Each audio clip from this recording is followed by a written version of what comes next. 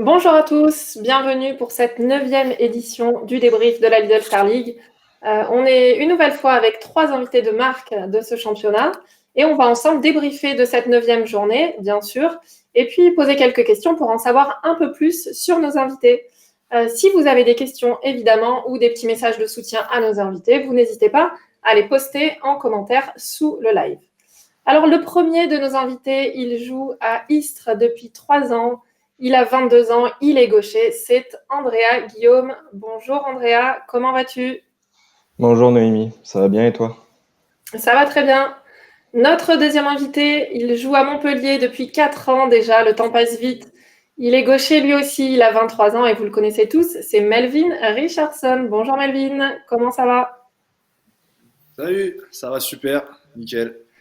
Bon, et enfin, notre dernier invité, il est en direct de la Roumanie où il va jouer un match de Coupe d'Europe demain avec son club de Nîmes. Il a 28 ans, c'est Quentin Minel. Bonjour Quentin, bienvenue. Bonjour à tous, merci. Alors, vous avez tous les trois joué samedi, cette 9e journée de championnat. Quentin, pour toi, c'était à Ivry. Ça s'est soldé par une large victoire, un 33-25. On a l'impression que c'est un match que vous avez maîtrisé de bout en bout. Toi, tu as inscrit 8 buts.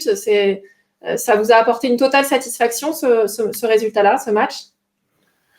Oui, on voulait la victoire parce qu'on avait enchaîné 2 défaites contre Paris et en Coupe d'Europe, donc on voulait absolument retrouver la victoire et surtout la manière parce qu'on n'a pas produit du jeu comme on le voulait, comme on l'espérait sur ces 2 dernières rencontres. Du coup, voilà, on avait envie de faire un vrai bon match.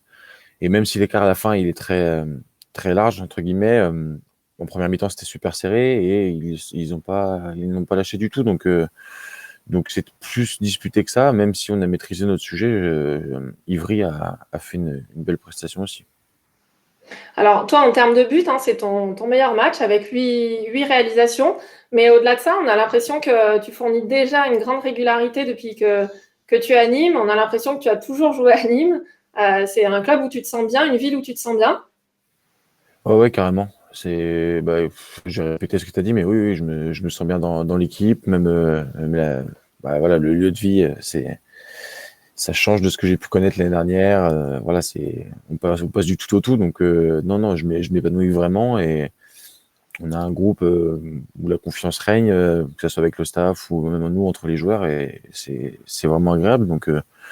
Donc moi, je joue pareil libéré, je prends beaucoup de plaisir. Donc voilà, quoi.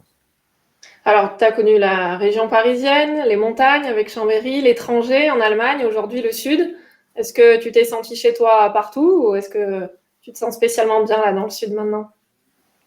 Ouais, je me suis senti bien partout, bon, sauf l'Allemagne parce que c'était un peu spécial, c'est un autre pays. Je suis pas resté suffisamment longtemps pour pardon, pour m'y sentir bien, mais voilà, quand j'étais en région parisienne, j'étais jeune, c'était sympa. Chambéry, c'est pareil, ma première fille est née là-bas et voilà, c'est les montagnes. Bah, Melvin pourra en témoigner.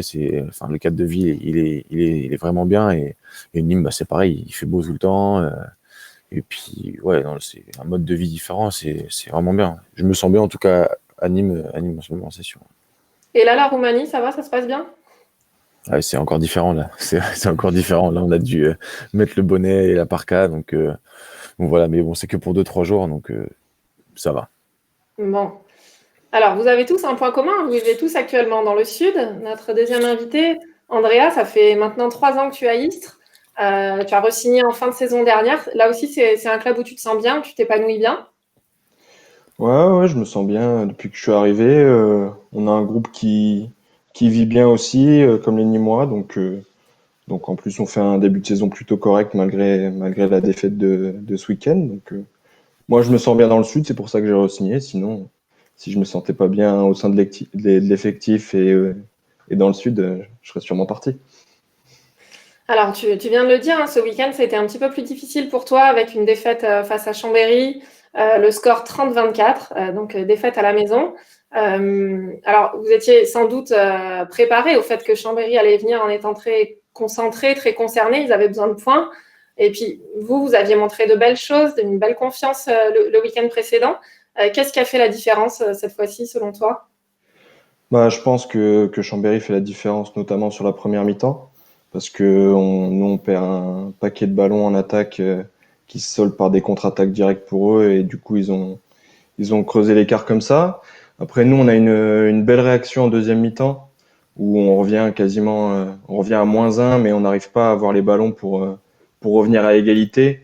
Et on s'effondre un peu sur les 10 dernières minutes, où on n'arrive plus à trouver le but, et on prend but sur but. C'est pour ça qu'il y a 6 buts d'écart à la fin, mais on avait eu une belle réaction en début de deuxième mi-temps, quoi. Donc c'est un peu Oui, dommage. on voit quelques images, et on voit des images de but, hein, donc il y a vraiment eu match et effectivement, on a l'impression que c'est la fin du match où ça a un petit peu coincé. Dans les 10 dernières minutes, vous n'inscrivez plus un but. Est-ce qu'il y avait de la fatigue ou c'était mentalement d'avoir couru derrière le score?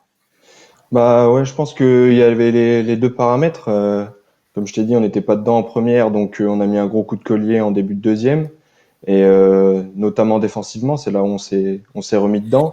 Sauf qu'on a une défense qui est vachement énergivore, et je pense qu'à la fin, comme il n'y a pas eu la bascule pour passer à égalité au +1, mentalement, on a peut-être un peu lâché, on n'arrivait plus à mettre ce qu'il fallait, que ce soit en défense ou en attaque. D'accord.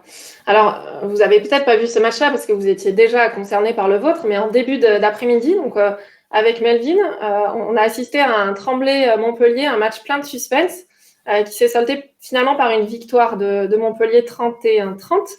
Alors, Melvin, la semaine dernière, on avait Hugo Kamchop dans le débrief qui nous disait que face à vous, justement, Cesson avait joué un peu libéré, hein, face à un gros, et que c'est comme ça qu'ils avaient réussi à décrocher le point du match nul.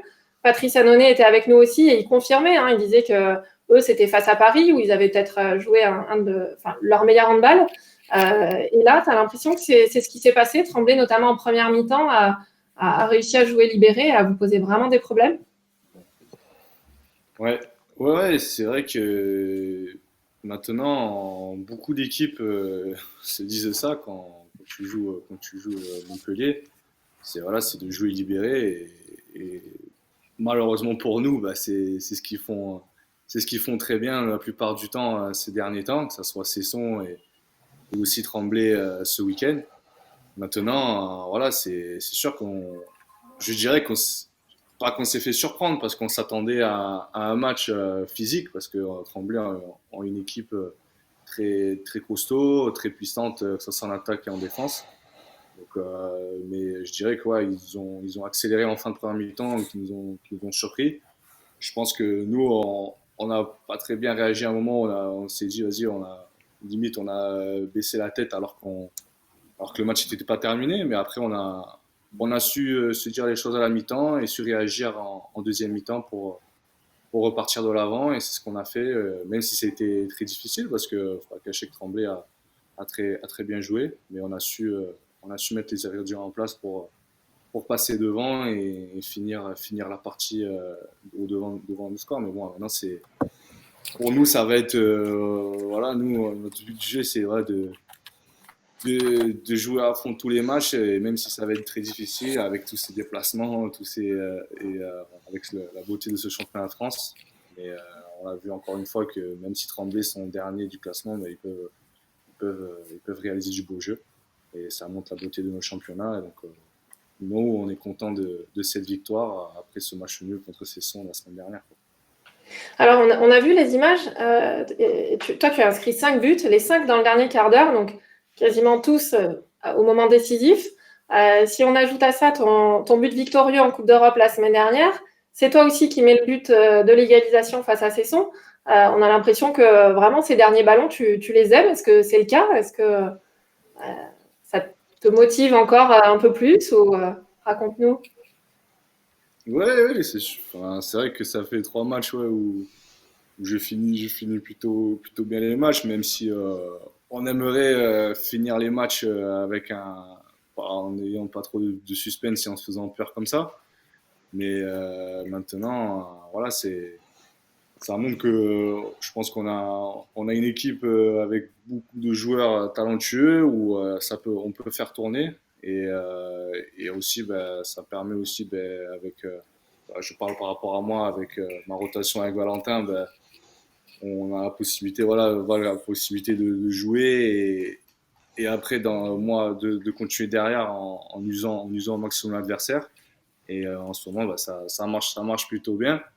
Maintenant, voilà, maintenant je dirais que c'est Quentin va pouvoir le confirmer. Notre rôle derrière, c'est d'être buteur quand il faut. Et maintenant, je suis content que ça marche et j'espère que ça continuera encore. Même si on aimerait maintenant s'offrir des matchs où on ne stressera pas jusqu'à la fin, quoi. Ouais, j'imagine. Quentin, tu confirmes, toi aussi tu les aimes, ces ballons dans les dernières secondes, les buts d'égalisation, les buts de la victoire. On aime jouer ces balles-là. Ouais, je pense que ça, c'est commun à tous les joueurs. Tout le monde a envie de marquer le but de la fin qui donne la victoire, c'est sûr. Et ça donne.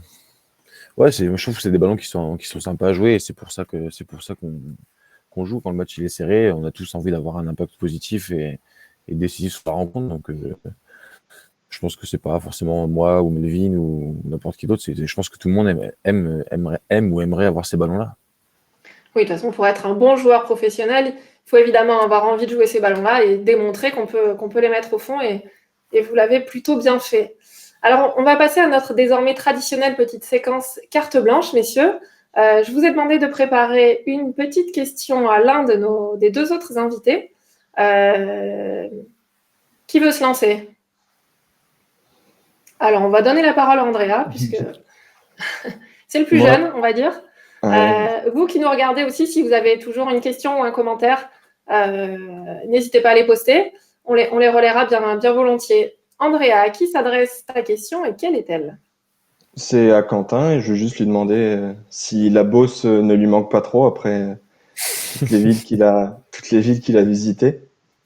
On rappelle que vous êtes originaire de la même région. C'est ça. Ouais, ouais, non.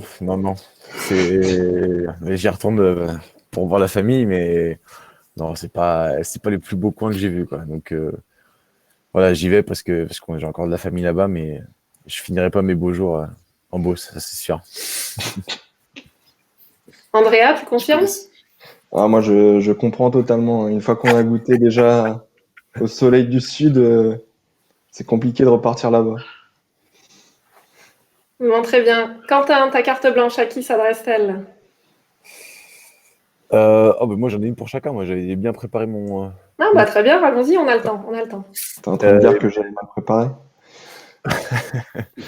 et du coup, pour Andrea, est-ce que j'avais une autre question, mais on la fera en off. Mais est-ce que les claques de Gros As te manquent? Ah, franchement, pas du tout. Pas du tout. À Crossas, tu pouvais en prendre une, notamment sur les jeux d'échauffement jeunes vieux. Tu faisais un jeu des poteaux, tu pouvais te prendre une claque alors que t'étais au-dessus de la zone. Ça me manque pas du tout parce que ça fait mal. Je pense que t'en as pris quelques-unes aussi, donc Ouais, c'est pour ça que je demande. Ouais, ouais. C'était pas méchant, mais ça ah claquait. Ouais. ouais, elle manque à personne. Toujours involontaire ou des petites punitions? Non, des fois c'est pour qu'il se fasse plaisir, mais Ouais. des fois c'est involontaire. D'accord. On le salue hein, s'il nous regarde. Quentin, une Et, question pour Melvin alors. et pour Melvin, ouais, j'en parlais avec un mec de l'équipe. Je pense que tu devineras qui c'est. Tout à l'heure, j'étais chez le kiné. Qui c'est qui t'a appris à faire des milliers de roulades quand tu tombes? Qui c'est qui quoi? Qui c'est qui t'a appris à faire la truite quand on te pousse là? Ah là là là là. Est-ce que tu Non. sais qui? Oui, c'est ton ami gardien, c'est ça? Exactement. Ouais. Rémi. Ah, parce que lui, il aime bien me chambrer par rapport au fait que quand je prends un coup en l'air, ben, je me roule par terre, je fais du cinéma et tout.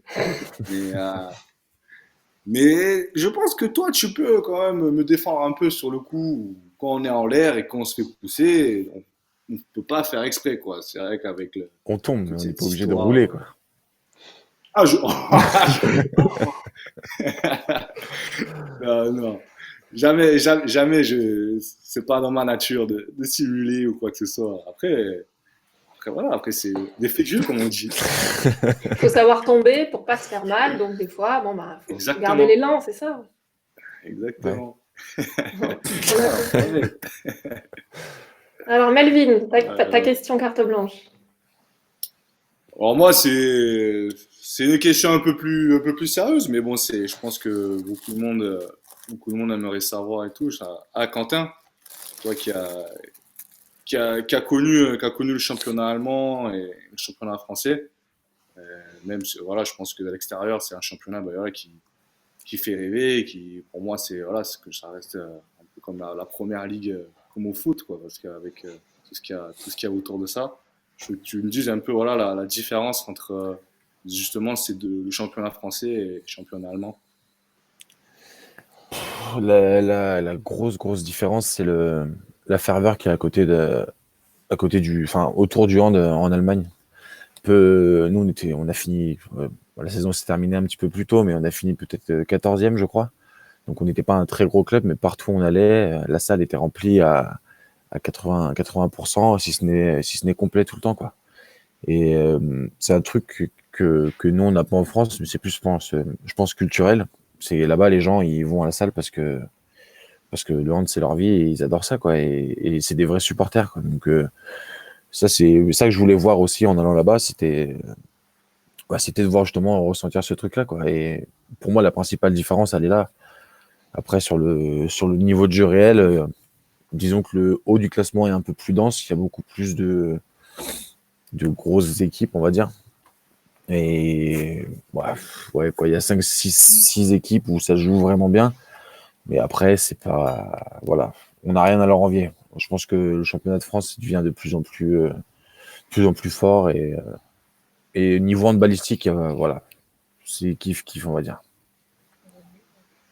Est-ce que la réponse te convient, Melvin? Nickel. Nickel. Bon, et puis parce qu'on a envie de vous connaître un peu plus que par les statistiques, vous allez inaugurer une nouvelle séquence. C'est la séquence coup de cœur ou coup de gueule. Voilà. Alors là, on ne parle plus de handball. On veut juste savoir, Quentin, par exemple, quel est ton coup de cœur de la semaine? Moi, j'ai mis, attends que je ne dise pas de bêtises. Ouais, la série The Mandalorian sur Disney+, parce que Voilà. c'est bien, tout simplement. Pour tous ceux qui aiment Star Wars et qui ont vu la première saison, voilà, la deuxième a commencé. Et il faut absolument regarder parce que ça claque. C'est ton petit conseil pendant ce confinement, alors.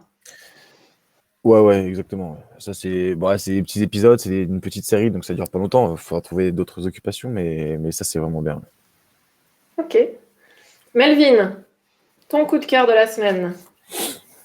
Alors c'est vrai que dans ces moments de confinement, tout ça, c'était compliqué de trouver un coup de cœur extérieur. Et c'est vrai je pense qu'on va tous revenir au même sujet, c'est au niveau des séries et des films.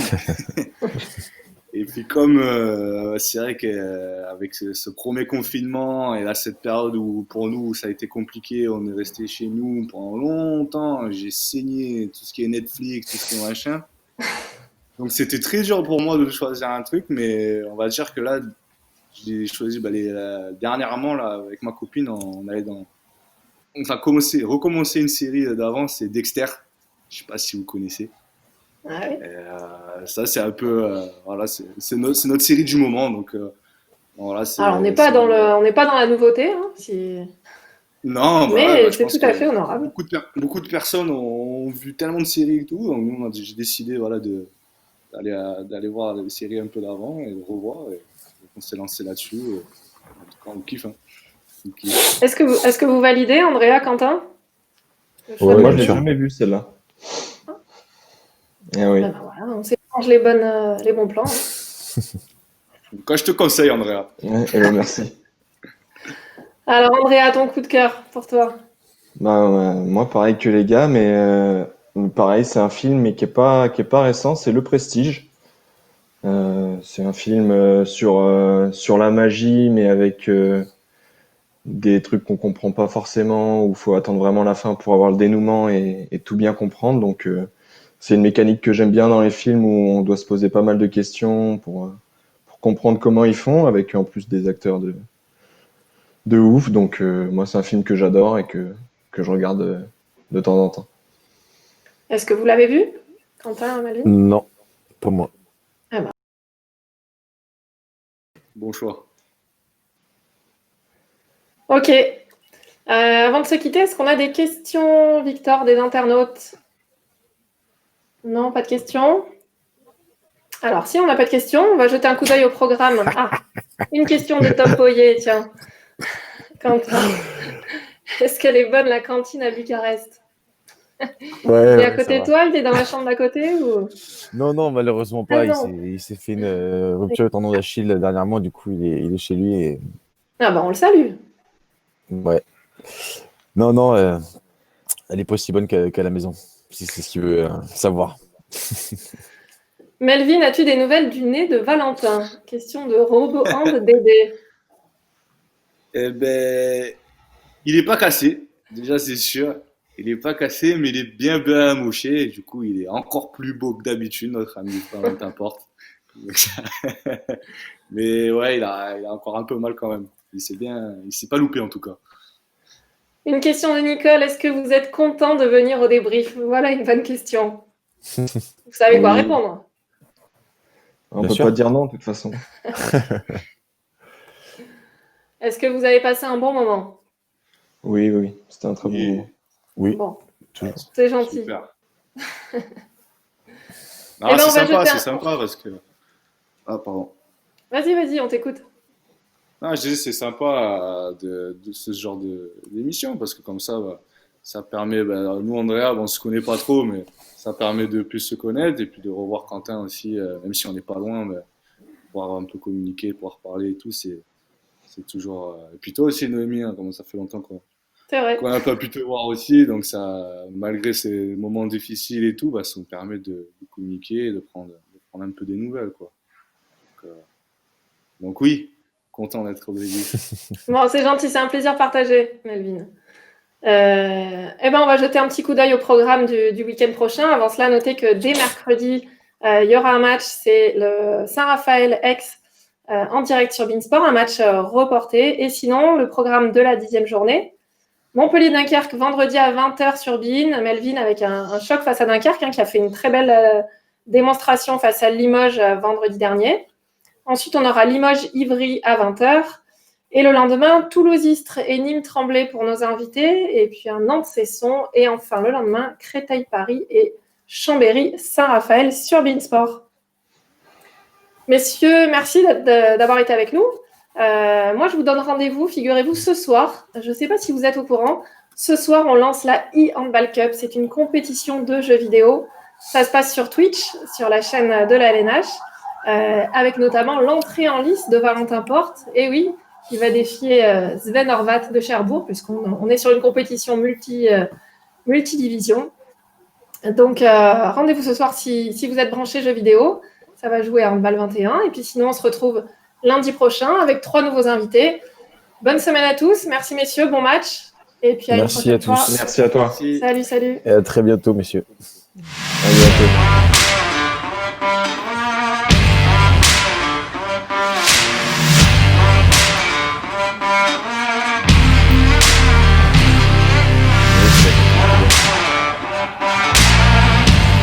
Je vais te